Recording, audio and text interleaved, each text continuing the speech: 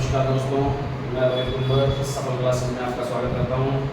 आज का जो अपना 9th क्लास का जो टॉपिक था, अपने 9th क्लास में 3.1 लास्ट वीडियो में करके आ चुके हैं। अब 3.2 से रिलेटेड अपने क्वेश्चन करना सीखेंगे। ठीक है, 3.2 के अंदर कुछ बातें आएंगी जो अपने उस दिन भी सीखी हैं, कोऑर्डिनेट शामिल करने वाली। अब 3.2 में 9th क्लास में क्या चीज़ है वो बात करते हैं। लेना सीधा डायरेक्ट क्वेश्चन ही करवाते हैं आपको, क्योंकि बेसिक अपने लास्ट वीडियो में कर लिया था, हम इससे रिलेटेड क्वेश्चन ही करने हैं। तो फर्स्ट क्वेश्चन 3.2 का अपने बात करते हैं। Write the answer of each of the following questions. ठीक है, what is the name of horizontal and the vertical lines drawn that determine the position of the any point in the Cartesian plane. Cartesian plane इसको बोलते हैं। X axis और Y axis वाली कोई भी plane है ना, कोई भी ऐसा आपने ये बनाया है, इसको कार्टेशियन प्लेन बोला जाता है। ठीक है, तो ये अपनी होती थी हॉरिजॉन्टल और ये कौन सी होती थी वर्टिकल। मैंने स्टार्टिंग में बोला था ये वर्टिकल लाइन और ये हॉरिजॉन्टल लाइन।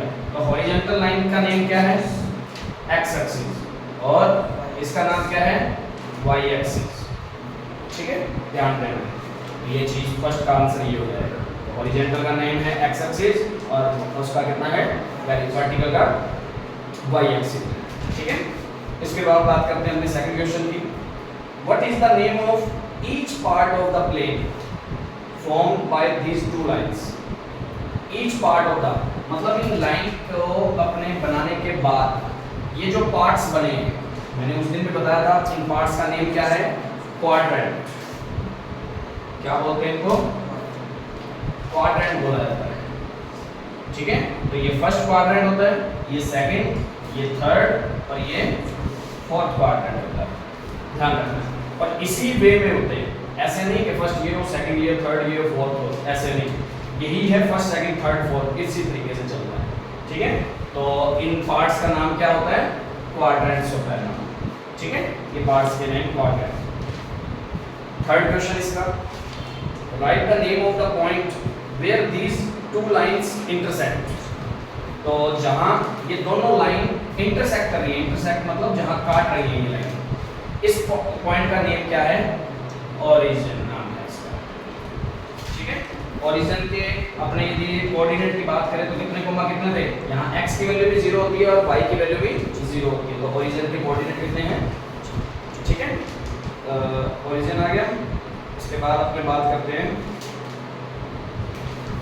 ओरिजिन आ गया। अब नेक्स्ट क्वेश्चन है सेकंड अपना। फिगर अपने को कंप्लीटली दिया हुआ है क्वेश्चन के अंदर, फिगर को अपने आराम से देख भी सकते हैं बुक के अंदर। तो अपने को पूछ रहा है फिगर पे से आंसर बताने हैं। तो अब एक बात बता दूं, coordinate of B, coordinate of B दे रखा है। तो अपने पास ये बुक है, बुक के अंदर अच्छे तरीके से यदि अपने इसको नोटिस करें तो ये अपने पास डायग्राम अच्छे तरीके से दिखाया हुआ है। यदि तुम अपने अच्छे तरीके से यदि इसको देखें तो ये थोड़ा सा जूम करके भी देख सकते हैं वीडियो को, मैं आगे भी लेके आया हूँ इसीलिए। पर इसके अंदर b की वैल्यू, अब कोऑर्डिनेट मैंने उस दिन भी बताया था, कोऑर्डिनेट को लिखना हो तो पहले x की वैल्यू लिखते हैं कि x एक्सिस पे कितनी वैल्यू है और y एक्सिस पे कितनी वैल्यू वो बाद में लिखते हैं, बीच में कोमा लगाते हैं और इसको ब्रैकेट में लिख देते होते हैं। ठीक है, तो b की अपने देखें तो b में y के इक्वल में यहाँ ऐसे कोई b दे रखा है यहाँ पे इसी के अंदर, और यहाँ किस तरीके से दे रखा है। तो यहाँ तो -2 लिखा हुआ है, देखो प्लस का 2 लिखा हुआ है, सॉरी, क्योंकि मैंने उस दिन बताया था इस साइड में एक्सिस में, इस साइड में x एक्सिस में x की प्लस की वैल्यू होती है और इधर y की प्लस की वैल्यू होती है, इधर y की तो x की माइनस की वैल्यूज होती हैं और नीचे y की माइनस की वैल्यू होती है। समझ आ रही है, इसको x डैश बोलते हैं, इसको y डैश बोला जाता है। समझ आ रही बात। अब b के यहाँ देखेंगे तो लिखा हुआ है -5 और यहाँ लिखा हुआ है y पे 2, तो इसके कोऑर्डिनेट कितने हुए -5, 2 हो जाएंगे। ठीक है, इसी तरीके से अपने बात करते हैं कोऑर्डिनेट ऑफ c।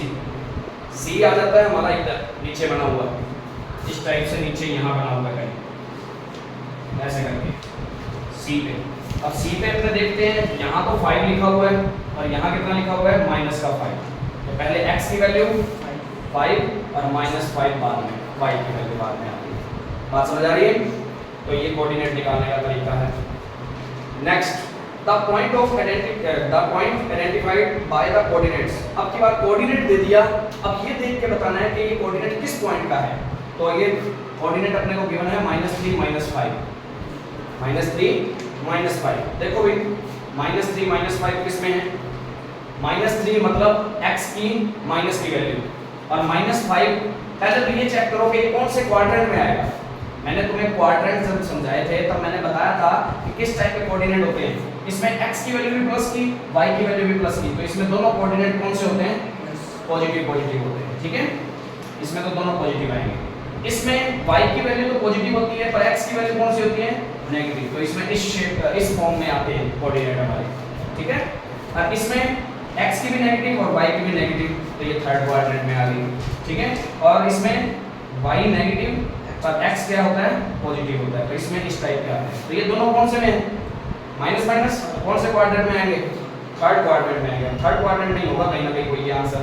तो ये कौन सा है? -3 वाला। देखो -3 में ऐसा दे रखा है, इसी के नीचे देखोगे ऐसे -3 यहाँ -3 दे रखा है ना, सॉरी एक ऐसे भी दे रखा है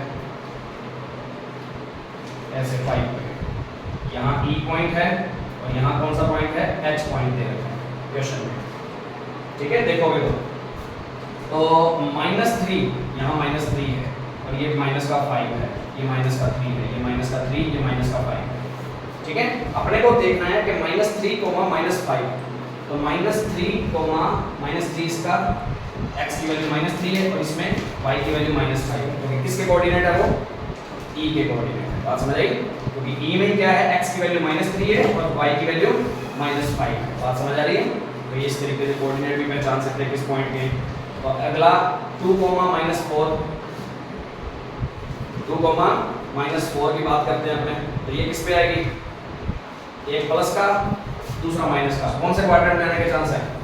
पहला प्लस, दूसरा माइनस। कौन से क्वाड्रेंट में बनेगा ये? इसका मतलब कोऑर्डिनेट फोर्थ क्वाड्रेंट में बनेगा। फोर्थ क्वाड्रेंट में आंसर होगा इसका।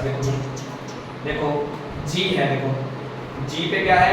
x की वैल्यू तो 2 है और y की वैल्यू -4 है, तो x की वैल्यू 2, y की वैल्यू -4। समझ आ रही बात?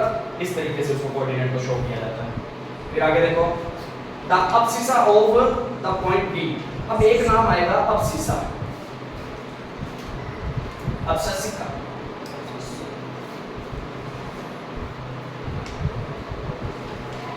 और एक नाम आएगा कोऑर्डिनेट, ठीक है। अब इसको, इसका क्या मतलब होता है? इसको हिंदी में बोलते हैं भुज और इसको हिंदी में बोलते हैं कोटि। एक ऑर्डिनेट, एक अब्सिस्का, अब्सिस्का, सॉरी क्या बोलते हैं इसको? अब्सिसा, ये अब्सिसा, ठीक है, ध्यान रखना। और एक होता है कोऑर्डिनेट। कोऑर्डिनेट तो होते हैं पूरे x और y को मिला के जो बनता है, ये कोऑर्डिनेट थे। ऑर्डिनेट जो होगा, ऑर्डिनेट ओनली होता है y की वैल्यू, y की वैल्यू जो है।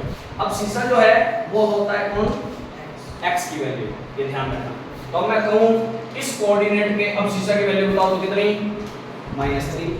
और यही मैं ऑर्डिनेट की वैल्यू पूछ लूं इस कोऑर्डिनेट की -5। तो ऐसे कोई भी कोऑर्डिनेट तुम्हें दे सकता है और उसका सिर्फ क्या पूछ सकता है? ऑर्डिनेट या अब्सिसा में से कुछ भी पूछ सकता है, ठीक है। तो जैसे कि पॉइंट D का पूछ रहा है, अब D के अंदर अब्सिसा पूछा है तो x की वैल्यू कितनी है D में? ये D रहा, D में x की वैल्यू कितनी है? 6। नीचे देखोगे तो 6 आएगी उसकी कोड, ठीक है। और ऑर्डिनेट बात करना है अगले क्वेश्चन में, ordinate of the point H। अब H में देखो, H में y की वैल्यू कितनी है? -3, तो -3 आ जाएगा H पॉइंट का ऑर्डिनेट। ऑर्डिनेट, कोऑर्डिनेट में कोऑर्डिनेट ये पूरा होता है। ऑर्डिनेट का मीन क्या है? y की वैल्यू। अब सीसा की वैल्यू, सीसा का मतलब क्या है? x की वैल्यू होगी। समझ आ रही है बात? ठीक है। अब वो पूछ रहा है coordinate of the point L। L का कोऑर्डिनेट बता सकते हो तुम, ठीक है।